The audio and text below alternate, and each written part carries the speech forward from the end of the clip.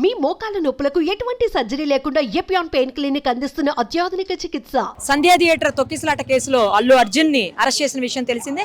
ఆ తర్వాత అతన్ని వైద్య పరీక్షల నిమిత్తం గాంధీ హాస్పిటల్కి తీసుకువెళ్లారు. అనంతరం ఇప్పుడు నాంపల్లి కోర్టుకు తీసుకొని వచ్చారు. 9వ మ్యాజిస్ట్రేట్ దగ్గర అతన్ని హాజరుపరచనున్నారు.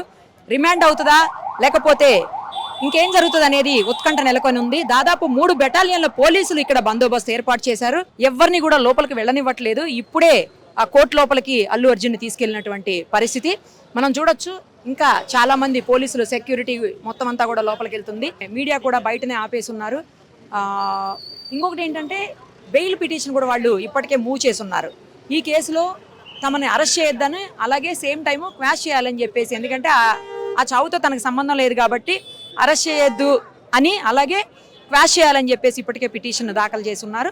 దాని మీద కూడా విచారణ చేపట్టినటువంటి హైకోర్టు 4 గంటలకు మరోసారి, 2:30 తర్వాత ఒకసారి, 2:30కి మళ్ళీ 4 గంటలకి ఇంకొకసారి విచారణ చేపట్టనున్నట్టు తెలుస్తోంది. పెట్టినటువంటి చట్టాల ప్రకారం అన్ని కూడా బిఎన్ఎస్ చట్టాలు అన్ని ప్రకారం కూడా చాలా కఠినమైన శిక్షలు పడే అవకాశం ఉంది అని చెప్పి తెలుస్తా ఉంది. అయితే ఏం జరుగుతుంది, ఎందుకంటే ఆయన అల్లు అర్జున్ అభిమానులు కావచ్చు, లేకపోతే ఆయన కుటుంబ సభ్యులు కావచ్చు, కుటుంబ సభ్యులు కూడా చాలా ఆందోళన నెలకొన్నటువంటి పరిస్థితి. ఇందాక మనం చూసాము విజువల్స్ లో, భార్యతో మాట్లాడి ధైర్యం చెప్పి మరి ఆయన వచ్చినటువంటి సిచ్యుయేషన్. మార్నింగ్ నుంచి ఏమీ తినలేదు, తినడానికి కూడా ఫుడ్ తినడానికి టైం ఇవ్వండి అని చెప్పేసి కూడా అడిగారు పోలీసులు అని చెప్పి ఇన్ఫర్మేషన్ వస్తూ ఉంది.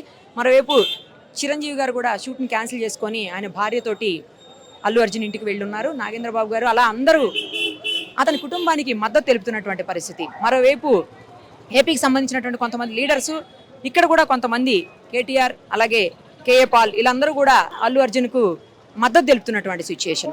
కాసేపట్లో రిమాండ్ చేస్తారు. రిమాండ్ చేసిన తర్వాత ఎక్కడ తీసుకెళ్తారనే దాని మీద కూడా ఉత్కంఠ నెలకొని ఉంది. ఆయన అభిమానుల్లో చాలా తీవ్రమైన ఆందోళన, దాన్ని తట్టుకునేందుకు, ఎందుకంటే అభిమానులు ఒక్కసారిగా ఇక్కడ విరుచుకుపడితే ఇబ్బంది అవుతుందన్న ఉద్దేశంతో పోలీసు బందోబస్తు భారీగా ఏర్పాటు చేశారు.